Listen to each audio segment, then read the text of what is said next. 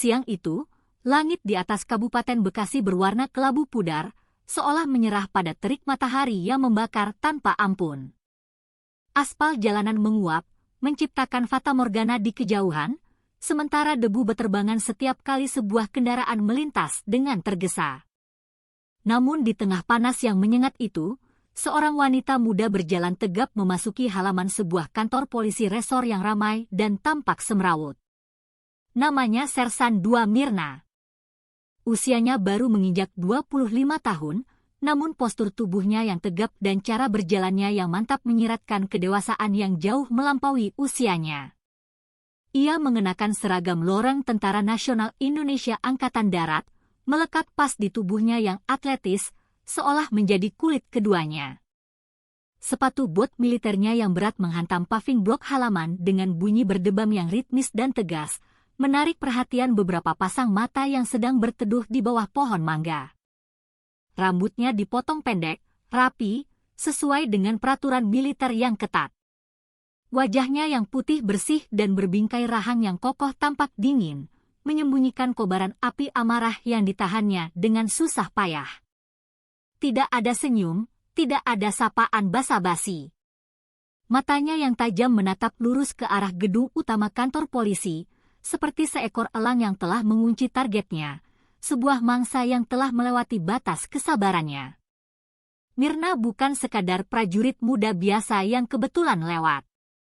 Ia adalah perwujudan dari keberanian seorang perempuan, seorang kakak, yang tidak akan pernah tinggal diam ketika kehormatan keluarganya diinjak-injak.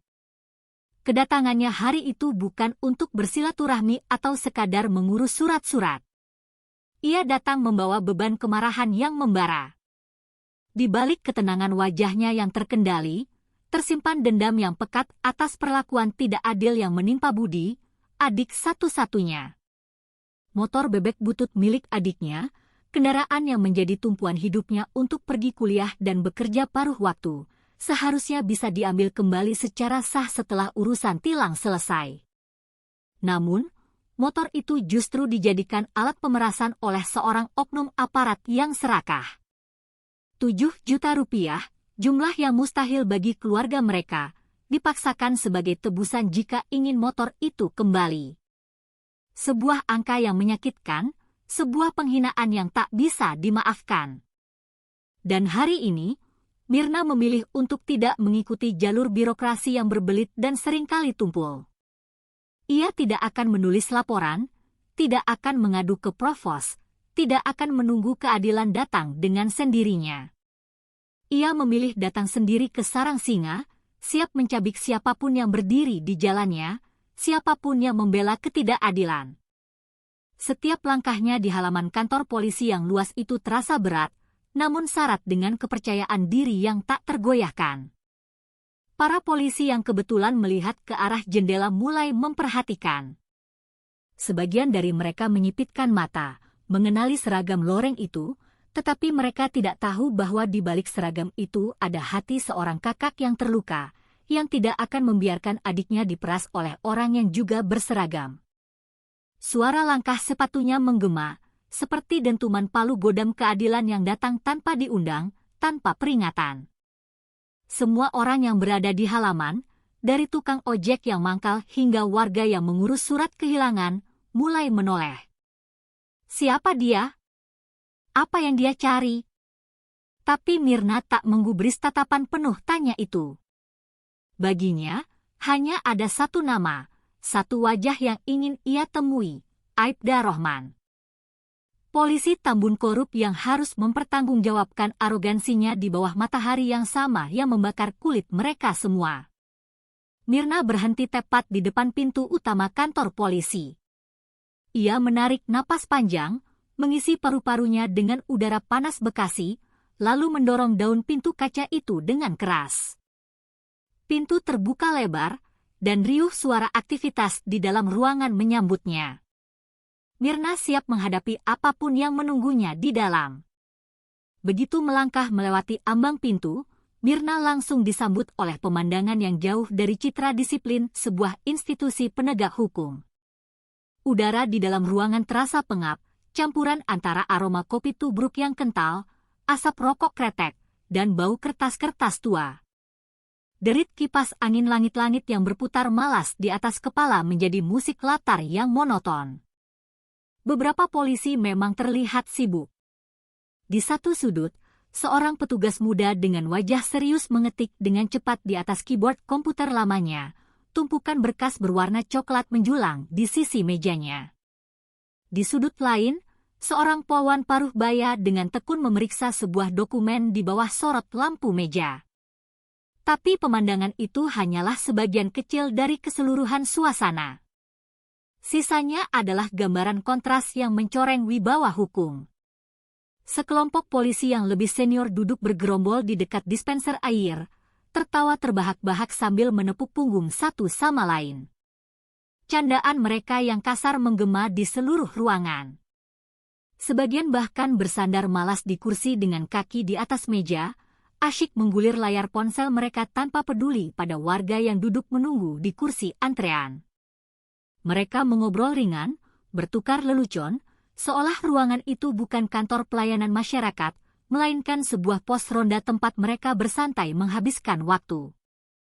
Mirna berdiri tegak di ambang pintu, tubuhnya tak bergerak, namun sorot matanya yang setajam silet menyapu ke seluruh sudut ruangan. Ia tidak datang dengan senyum atau sapaan. Tidak ada secuil pun niat untuk bersahabat. Ia hanya diam, mengamati, memindai setiap wajah, setiap gerak-gerik. Di wajah putihnya yang dingin, tidak tampak sedikit pun ketertarikan pada percakapan riuh yang sedang berlangsung. Ia membaca situasi, memahami cara kerja tempat ini hanya dari satu pandangan sekilas. Kantor ini penuh dengan aparat, namun kosong dari semangat melayani. Semua yang ia lihat hanya semakin memperkuat keyakinannya bahwa adiknya, Budi, telah diperlakukan dengan sangat tidak adil di tempat yang seharusnya menjadi benteng hukum ini. Ingatannya kembali pada malam sebelumnya, saat Budi pulang dengan mata sembab dan bahu terkulai. Adiknya menceritakan dengan suara bergetar bagaimana ia dipermalukan, bagaimana motor satu-satunya miliknya ditahan dan bagaimana seorang polisi berperut buncit dengan senyum mengejek menyebut angka 7 juta rupiah seolah itu adalah harga sebutir permen. Aku sudah bilang aku mahasiswa, Kak. Aku tunjukkan KTM-ku. Tapi dia malah tertawa, bisik Budi malam itu, dan setiap kata-katanya menusuk jantung Mirna. Beberapa polisi mulai memperhatikannya. Ada yang menyipitkan mata, heran melihat sosok prajurit wanita muda berdiri sendirian dengan sikap sedingin es. Seorang polisi yang duduk di meja penerimaan tamu memberi isyarat dengan dagunya ke arah Mirna, lalu berbisik pada rekannya di sebelahnya. Mereka mungkin mulai bertanya-tanya siapa dia, apa maunya, dan mengapa ia datang dengan aura penuh tekanan yang begitu pekat. Tapi tak satu pun dari mereka yang berani mendekat atau bertanya. Keheningan yang perlahan menyebar dari sudut tempat Mirna berdiri justru membuat situasi semakin menegang. Aura ketegasannya mulai merobek selubung kenyamanan semu yang selama ini menyelimuti tempat itu. Waktu seolah berjalan lebih lambat. Tawa-tawa tadi mulai mereda, tergantikan oleh bisikan-bisikan pelan. Suasana berubah, bukan karena ada perintah dari atasan, tapi karena kehadiran satu orang yang mengusik ketenangan palsu mereka. Ia belum mengucapkan sepatah kata pun, namun keberadaannya sudah cukup untuk membuat ruangan itu terasa berbeda. Ada sesuatu yang mengintai dalam diamnya, bukan rasa takut, tapi sebuah kesiapan yang mengerikan. Siapapun yang memperhatikannya dengan saksama akan tahu, Mirna tidak datang untuk basa-basi. Ia sedang menahan sebuah badai yang sewaktu-waktu bisa meledak. Dan ketika itu terjadi, tidak akan ada satupun yang bisa menghentikannya. Setelah beberapa saat mengamati situasi kantor yang janggal, Mirna mulai bergerak. Langkahnya perlahan namun mantap, menyusuri ruangan dengan tatapan yang tetap tajam dan penuh tujuan. Ia melewati deretan meja yang berantakan dan kursi-kursi tunggu yang kosong, tak menyapa siapapun dan tak perlu bertanya kepada siapapun. Ia tahu pasti siapa yang ia cari. Seseorang yang telah membuat adiknya merasa dipermalukan dan diperas di hadapan hukum yang seharusnya melindunginya. Sosok itu bukan lagi sekadar masalah pribadi bagi Mirna, ia telah menjadi simbol dari bobroknya sistem yang dibiarkan beroperasi tanpa kendali. Hari ini, sistem itu akan ia hadapi secara langsung, bukan dengan surat laporan resmi yang mungkin akan berakhir di tumpukan berkas, tapi dengan tatapan mata seorang prajurit. Beberapa polisi mulai menyadari bahwa wanita muda berseragam loreng ini bukan tamu biasa. Sorot matanya terlalu dalam untuk disebut sekadar pengunjung. Langkahnya terlalu tenang untuk dianggap sedang terburu-buru. Bahkan sikap tubuhnya yang tegak mengirimkan pesan yang jelas, ada seseorang di sini yang harus bertanggung jawab. Bisikan-bisikan di belakang meja semakin santer. Sebagian polisi yang tadi santai mulai duduk tegak, memasang wajah lebih serius. Tapi tak satu pun dari mereka yang berani menegur atau menghentikan Mirna. Ada tekanan tak kasat mata yang memancar dari dirinya, sebuah otoritas yang tidak bisa mereka sangkal. Dan Mirna tidak perlu menjelaskan siapa dirinya. Ia hanya perlu terus berjalan. Di ujung lorong sempit yang menuju ke ruangan-ruangan di bagian belakang, matanya akhirnya menangkap sosok yang selama ini hanya ia dengar dari cerita adiknya. Seorang pria tambun berdiri dengan gaya malas, bersandar di ambang pintu sebuah ruangan kecil yang tampaknya adalah ruangannya sendiri. Seragam polisinya tampak begitu ketat di bagian perut, seolah hendak meledak. Wajahnya yang bulat dan berminyak dikuasai oleh senyum mengejek yang permanen. Tak perlu bertanya, itu pasti Aibda Rohman.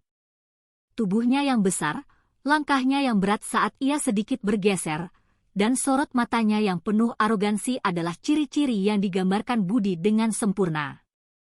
Mirna menghentikan langkahnya beberapa meter dari tempat pria itu berdiri. Hening sejenak. Mereka saling menatap.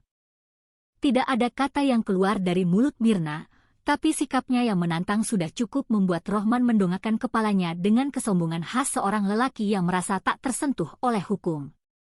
Rohman tersenyum sinis, senyum yang sama yang dilihat adiknya. "Ada yang bisa saya bantu, Bu Tentara?" katanya dengan nada pelan dan dibuat-buat ramah, seolah hendak meremehkan dan mempermainkannya. Polisi lain yang berada di sekitar mulai memperhatikan interaksi mereka. Beberapa yang tadinya sibuk dengan ponsel kini berdiri, bergerak mendekat, merasakan ada sesuatu yang besar akan terjadi. Aroma konfrontasi mulai menguar di udara. Tapi Mirna tidak menjawab pertanyaan basa-basi itu.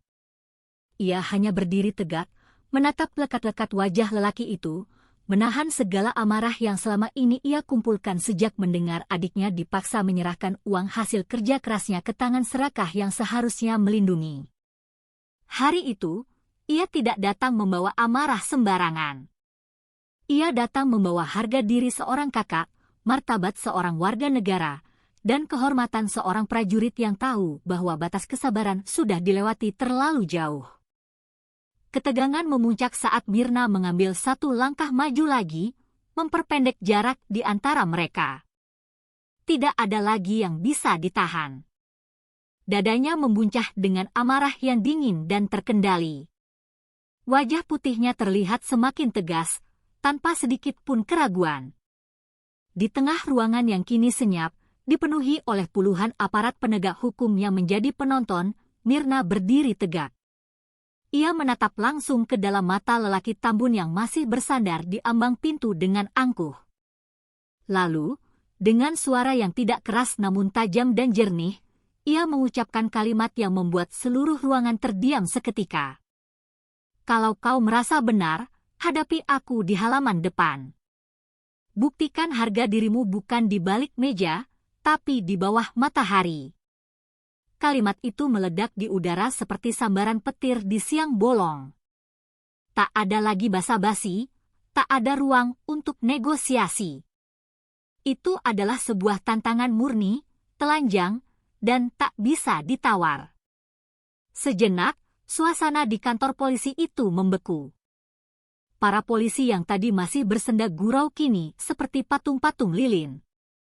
Tak seorang pun berani berkata apa-apa. Tatapan mereka berpindah-pindah liar antara Mirna yang berdiri kokoh dan Rohman yang senyumnya perlahan memudar.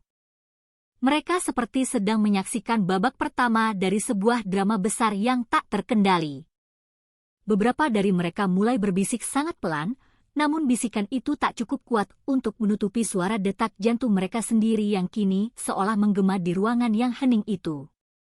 Tantangan yang dilontarkan Mirna bukanlah gertakan kosong. Itu adalah tantangan terbuka yang disampaikan dengan keberanian penuh di jantung kekuasaan sang lawan. Namun ironisnya, hari itu keberanian dan moral justru datang dari luar institusi itu, datang dari seorang perempuan muda berseragam loreng. Rohman tidak langsung menjawab. Ia menegakkan tubuhnya dari sandaran pintu, senyum miring berusaha ia pertahankan di wajahnya. Ia seolah masih berusaha menutupi rasa gugupnya dengan topeng keangkuhan yang sudah melekat bertahun-tahun di tubuh tambunnya. Kau pikir kau siapa? Ini kantor polisi, bukan barak tempatmu main perang-perangan, katanya sambil tertawa kering, sebuah tawa yang terdengar kosong dan dipaksakan. Ia mencoba membangun kembali wibawanya yang mulai runtuh di depan anak buahnya. Tapi nada suaranya tidak setegas biasanya. Ada getar gugup yang tipis di ujung kalimatnya, terdengar jelas oleh siapapun yang cukup jeli mendengarkan. Beberapa polisi di belakangnya mulai tersenyum geli. Namun senyum mereka kali ini bukan untuk mendukung Rohman, melainkan karena terkejut dan sedikit terhibur melihat pria arogan itu akhirnya benar-benar ditekan balik di hadapan umum. Mirna hanya diam, tapi sikapnya menjawab lebih keras dari kata-kata. Ia tak perlu membantah, tak perlu menjelaskan panjang lebar. Ia sudah melempar tantangan ke tengah arena. Dan sekarang, dunia kecil di dalam kantor polisi itu sedang menunggu, apakah pria Tambun yang selama ini merasa begitu berkuasa itu berani menerimanya. Ia menatap Rohman tanpa berkedip, sementara tangan kirinya yang berada di sisi tubuhnya perlahan mengepal, buku-buku jarinya memutih. Polisi-polisi lain mulai saling melirik, merasakan atmosfer yang semakin berat. Ketegangan belum berakhir, tapi semua orang di sana bisa merasakan bahwa bentrokan ini tak terhindarkan. Dan di antara semua pria berseragam di ruangan itu, hanya ada satu wanita yang berdiri dengan kepala tegak, siap mempertaruhkan segalanya demi kehormatan di tempat yang seharusnya menjadi penegak keadilan. Rohman melangkah perlahan ke depan, menjauh dari ambang pintunya. Perutnya yang buncit berguncang seiring gerakan tubuhnya yang berat. Senyum menghina kembali melekat di wajahnya, memperlihatkan deretan gigi yang kekuningan karena nikotin. Ia berhenti hanya beberapa meter dari tempat Mirna berdiri. Matanya yang kecil menelusuri tubuh Mirna dari ujung kepala sampai ujung kaki, bukan dengan rasa hormat pada seragam yang dikenakannya, tetapi dengan kesombongan khas orang yang merasa tak tersentuh oleh siapapun. Kau serius? Hah? Tentara cewek masuk ke kandang polisi lalu berani bicara lantang, ucapnya dengan nada mengejek yang disengaja. Ia mengeraskan suaranya agar didengar oleh semua orang di ruangan itu, seolah mencari dukungan dari rekan-rekannya. Tawa kecil pun terdengar dari sudut ruangan, datang dari polisi-polisi muda yang tak paham makna keberanian sejati. Suasana ruangan berubah seperti pasar tontonan. Polisi lain yang tadinya hanya menjadi penonton pasif kini mulai ikut memanas-manasi situasi. Beberapa tertawa lebih keras. Ada yang menyindir sambil menyikut rekan di sebelahnya. Wah, seru nih. Teni cewek mau adu otot sama komandan kita, celetuk seseorang sambil menyeringai. Yang lain menimpali, kita lihat saja seberapa jauh nyalinya. Paling cuma berani ngomong doang. Mereka memperlakukan situasi ini seperti sebuah hiburan sore yang langka, bukan sebagai momen refleksi atas tindakan bejat yang mungkin telah dilakukan oleh salah satu dari mereka. Mereka lupa, Mirna bukan datang untuk pamer kekuatan. Ia datang karena hukum di tempat itu tak lagi bisa diandalkan untuk menegakkan keadilan bagi adiknya. Rohman merasa di atas angin, egonya terpompa oleh dukungan semu dari rekan-rekannya. Ia melangkah lebih dekat lagi, kini hanya berjarak satu rentangan tangan dari wajah Mirna. Napasnya yang berbau rokok menerpa wajah Mirna. "Kau pikir bisa menang di sini? Ini markas kami, bukan barak tempat kalian latihan baris berbaris," katanya dengan nada sombong yang dipaksakan, berusaha mendominasi secara verbal, berharap Mirna akan mundur atau kehilangan kendali emosinya. Tapi yang ia hadapi bukanlah seorang gadis lugu atau warga sipil biasa yang bisa ditakut-takuti. Yang berdiri di depannya adalah seorang prajurit yang telah ditempa oleh disiplin baja, rasa hormat pada prinsip, dan latihan fisik yang keras. Dan yang lebih penting dari itu semua, ia adalah seorang kakak yang tidak akan pernah membiarkan adiknya diinjak-injak oleh sistem yang korup. Mirna tetap diam, tapi diamnya bukanlah tanda ia gentar. Justru keheningan itulah kekuatan yang tidak dimiliki oleh Rohman. Tatapan matanya tidak bergerak sedikit pun, seolah menembus lapisan ego tebal yang selama ini membungkus pria tambun itu. Tangan Mirna tak gemetar, napasnya tetap stabil dan teratur. Bahkan, sebuah senyum tipis perlahan muncul di bibirnya. Senyum yang datar, dingin, tapi mengandung pesan mematikan, ia tidak datang untuk mundur. Melihat senyum itu, polisi lain mulai merasa gelisah. Tawa mereka mereda. Ketegangan berubah menjadi antisipasi yang mencekam. Semua sadar, jika Rohman terus mendorong situasi ini lebih jauh, maka ia akan menyentuh batas yang tak seharusnya ia sentuh. Tapi entah karena ego yang sudah terlalu besar atau karena rasa malu ditantang di depan banyak orang, Rohman tampak sudah siap mengambil langkah berikutnya, sebuah langkah yang akan ia sesali selamanya. Ketegangan yang menggantung di udara akhirnya pecah saat Rohman, dengan gerakan teatrikal, membalikkan badan dan melangkah ke arah pintu depan kantor. "Ayo, kita selesaikan di luar. Biar semua lihat siapa yang pantas bicara soal kehormatan," ucapnya dengan suara lantang, menoleh sekilas ke rekan-rekannya seolah mencari pembenaran atas tindakannya.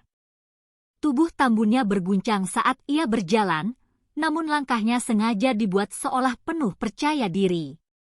Ia ingin menunjukkan dominasi, seakan-akan dialah yang memegang kendali penuh atas situasi ini. Beberapa polisi mengikuti dari belakang dengan bersemangat, seperti segerombolan anak-anak yang hendak menonton pertunjukan langka.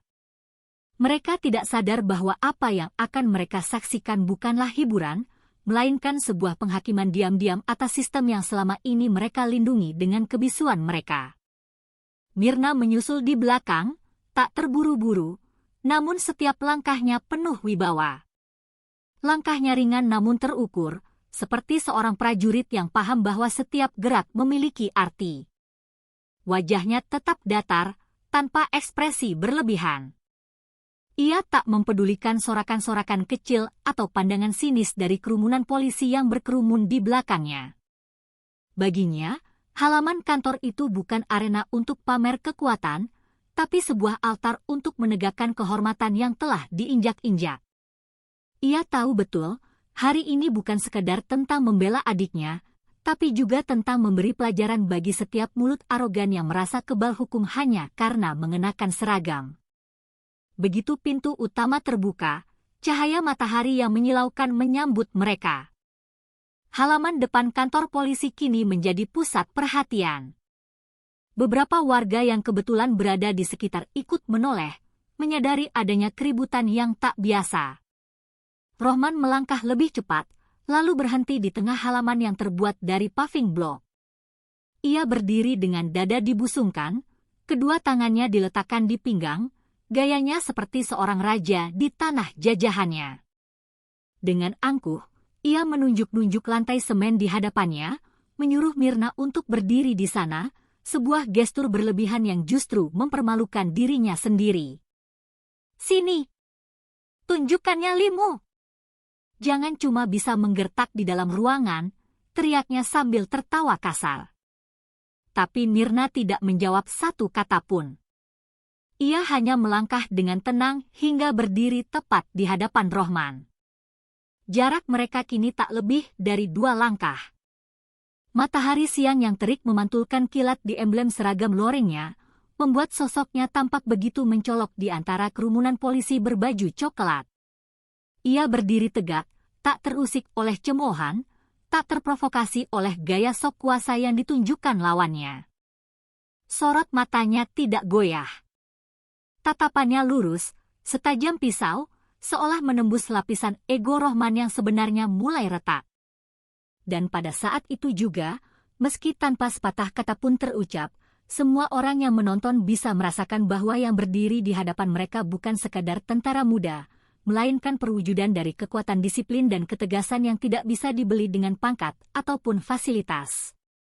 Begitu suasana hening yang tegang menyelimuti halaman depan kantor polisi, Rohman langsung memanfaatkan momen itu untuk menunjukkan dominasinya. Tanpa aba-aba, tanpa sedikit pun rasa malu menyerang seorang wanita, ia melangkah cepat ke depan dan melayangkan sebuah pukulan sekuat tenaga ke arah wajah Mirna. Tinju besarnya yang terkepal mendarat telak di bibir Mirna, menciptakan suara benturan keras yang tumpul dan membuat seluruh penonton terkesiap kaget. Darah segar langsung memercik dari sudut mulutnya, menetes ke dagu dan mengotori kerah seragam loreng yang ia kenakan dengan bangga. Polisi-polisi yang menyaksikan mulai riuh. Sebagian bersorak, seolah jagoan mereka telah mencetak angka. Sebagian lainnya terdiam, terkejut dengan kebrutalan serangan pertama itu. Tapi Mirna, ia tak jatuh. Ia bahkan tidak terhuyung. Kakinya tetap berdiri kokoh di atas tanah, menahan gelombang rasa sakit yang menyengat tanpa mengeluh sedikit pun. Matanya hanya berkedip sekali. Namun, Rohman belum puas. Merasa di atas angin karena berada di kandangnya sendiri dan serangannya seolah tak dihiraukan, egonya semakin terbakar. Ia kembali maju, dan kali ini langsung menyerang dengan kedua tangannya. Ia mencekik leher Mirna dengan kasar, jari-jarinya yang gemuk menekan sekuat tenaga ke tenggorokan wanita itu, seolah ingin meremukkan semangat prajurit itu di hadapan semua orang. Napas Mirna mulai tersendat. Wajahnya yang putih perlahan memerah karena kekurangan oksigen. Kedua tangannya terangkat, mencoba menahan cengkraman brutal yang mengunci jalur napasnya. Rohman seperti kehilangan kendali, matanya melotot saat ia berteriak penuh amarah, "Berani kau sama aku, hah? Berani?" Ia melampiaskan seluruh egonya ke tubuh seorang wanita yang ia kira akan mudah dikalahkan. Cengkramannya bukan hanya sekadar kekerasan fisik, tapi juga sebuah bentuk penghinaan terhadap semua perempuan yang berani melawan ketidakadilan yang diciptakan oleh orang-orang sepertinya. Kerumunan polisi yang berdiri mengelilingi mereka hanya menonton. Tak satu pun yang mencoba melerai.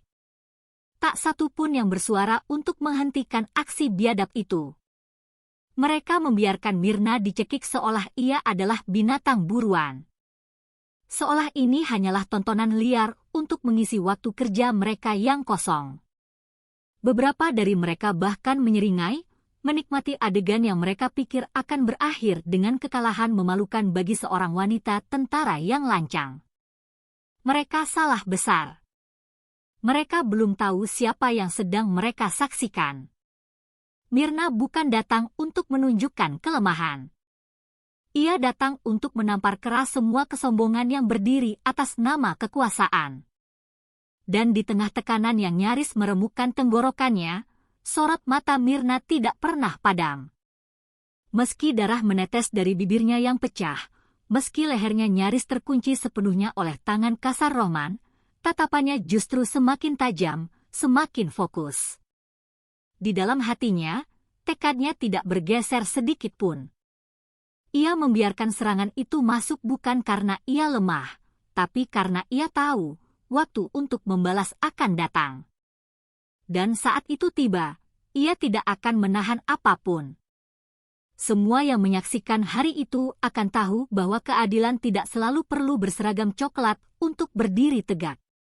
Ia hanya perlu satu keberanian yang nyata. Dan hari ini, keberanian itu bernama Mirna.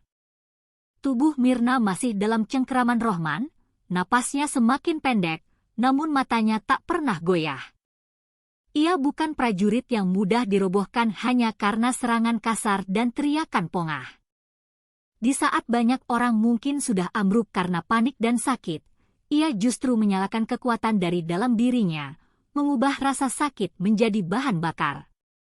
Otot-otot leher dan bahunya menegang. Dengan sebuah gerakan yang cepat dan eksplosif, kedua tangannya yang sejak tadi menahan cengkeraman itu bergerak. Ia memutar pergelangan tangan Rohman dengan teknik kuncian yang terlatih, mematahkannya dari posisi mencekik dengan satu sentakan keras. Krak! Terdengar bunyi tulang yang bergeser. Rohman terkejut, matanya membelalak karena sakit yang tiba-tiba. Lengannya terlepas seketika. Dan dalam hitungan sepersekian detik itu, Mirna mulai bergerak. Bukan lagi sebagai korban yang bertahan, tapi sebagai algojo yang telah menunggu waktu yang tepat untuk bertindak. Dan saat itu tiba, ia tidak memberi ampun. Pukulan pertama, sebuah sikut cepat yang menghantam rahang kiri Rohman, membuat pria Tambun itu terhuyung ke belakang. Belum sempat ia menarik napas atau menyadari apa yang terjadi, pukulan kedua melesat seperti peluru ke pipi kanannya. Disusul oleh tinju ketiga yang mendarat telak tepat di bawah mata kirinya. Deretan serangan itu begitu cepat, presisi, dan brutal. Tidak seperti amukan liar tanpa arah, tapi seperti rangkaian teknik tempur militer yang dilatih untuk melumpuhkan musuh seefektif mungkin. Rohman tak sempat membalas. Ia hanya bisa mundur beberapa langkah, mencoba menutup wajahnya dengan tangannya yang mulai gemetar. Namun, Mirna tak memberinya celah sedikit pun. Tinju berikutnya menabrak hidungnya dengan keras. Suara tulang rawan yang patah terdengar jelas. Darah langsung menyembur deras dari kedua lubang hidungnya, membasahi mulut, dagu, dan seragam coklat kebanggaannya. Kerumunan polisi yang tadinya yakin Mirna akan tumbang kini terdiam membeku. Tak ada lagi tawa, tak ada lagi ejekan.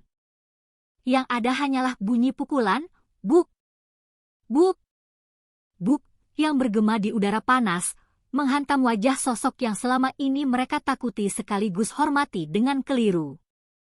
Mirna telah berubah menjadi badai, dingin, tajam, dan tak terhentikan. Setiap pukulan yang ia layangkan bukan hanya serangan fisik, tapi sebuah pernyataan keras bahwa harga diri seorang wanita, kehormatan seorang prajurit, dan martabat seorang kakak tidak bisa diinjak-injak begitu saja. Darah yang mengucur deras dari wajah Rohman hanyalah sebagian kecil dari harga yang harus ia bayar atas kesombongannya. Meski napasnya mulai terengah-engah, Mirna tidak menunjukkan sedikit pun tanda kelemahan.